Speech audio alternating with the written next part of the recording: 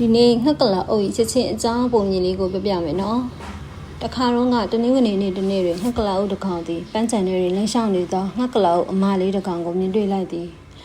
ထိုချိန်မှာပဲသူရဲ့နှလုံးသားချက်ချင်းချစ်မိသွားခဲ့တယ်သူမ၏နောက်ကတွင်အကွာဝေးနေငယ်ထားကလိုက်လံသွားပြီးသူမလှမ်းခဲ့သောခြေရတရားတိုင်းကိုပင်ကိုယ်တိုင်လည်းအတူတူလှမ်းသွားခဲ့တယ်တနေ့လာနေရောက်တော့ငှက်ကလာအုပ်သည်သူချစ်မြတ်နိုးသူအတွက်ခဲအောင်ပန်းလေးများစုဆောင်ခဲ့သည်သို့တော့သူသည်အလုံးရှက်တဲ့လုံးသက်ဖြင့်ကိုယ်တိုင်ပြည့်အပ်ရမရဲခဲ့ပါထို့ကြောင့်ပန်းများကိုသူမအိမ်တကားရှိတွင်တိတ်တဆိတ်ထားခဲ့ပြီးအလင်းအမြန်ထွက်ပြေးသွားခဲ့သည်တို့ရတွင်သူ၏နှလုံးသားထဲတွင်လည်းမဖြစ်မနေပျော်ရွှင်မှုကြီးတောင်းလောင်နေခဲ့သည်အင်္ဂါနေ့တွင်သူသည်သူမတို့တခြင်းတစ်ပုတ်ဖန်တီးခဲ့သည်ထို့တခြင်းကိုမကြာခဏပြန်လည်တည်ဆူနေခဲ့ပြီး၎င်းကိုသူ့ဘဝသစ္စာတောင်းမှုသမျှတွင်အလှဆုံးမိတာဟုယုံကြည်ခဲ့သည်ဗုဒ္ဓဦးနေတွင်သူသည်စားတဲ့ဆိုင်တွင်သူချစ်သူစားတောင်းနေသည်ကိုတိတ်တဆိတ်ကြည့်ရှုနေခဲ့သည်ကိုယ်တိုင်စားရမည်မမှားယူခဲ့မိပါတဲ့သူသည်အလုံးပျော်ရွှင်လို့တစ်ဖြစ်စားလောင်ခြင်းကိုမသိခဲ့ပါသာသာရေးနေ့တွင်သူသည်သူမတို့ကြပြတဲ့ဘုတ်ရေးသားခဲ့သည်၎င်းသည်သူ၏ဘဝတွင်ပထမဆုံးရေးဘူးသောကြပြဖြစ်တော်လဲဖက်ပြရင်တတိမရှိခဲ့ပါ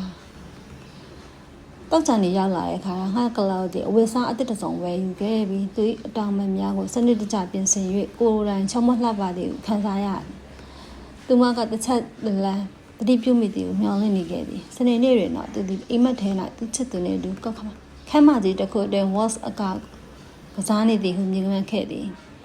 သူမကိုအနီးကပ်ဖတ်ထားကဂီတတန်တိုင်းလှည့်ပတ်ကကခုန်နေကြသည်နိုးလာသောအခါတွင်သူသည်အသက်ရှင်နေခြင်းအံ့ဩပဲပျော်ရွှင်မှုကိုခံစားခဲ့ရသည်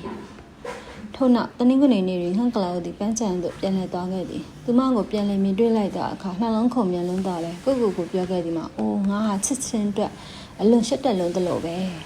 နောက်တစ်ချိန်အခွင့်အရေးတစ်ခုရနိုင်လားမလားမသိသေးပါဘူးသို့တော်ဒီတစ်ပတ်လုံးဟာအမှန်တကယ်အတိတ်ပဲရှိတဲ့အချိန်ကာလတစ်ခုဖြစ်ခဲ့ရတာသိကြတယ်ဟုဖြစ်သည်ထို့သောဖြင့်ငှက်ကလာ၏တိတ်တဆိတ်ချက်ချင်းဇလန်တီလည်းပြီးဆုံးသွားခဲ့သည်တဲ့ဒါကြောင့်ချက်ချင်းမြတ်တာလေးကိုယ်တိုင်ပဲဆုလက်တစ်ခုဖြစ်နိုင်ပြီဆိုတဲ့ဟာလေးကိုဖော်ပြထားတာပါပုံရင်လေးကတော့ဒါပါပဲကွယ်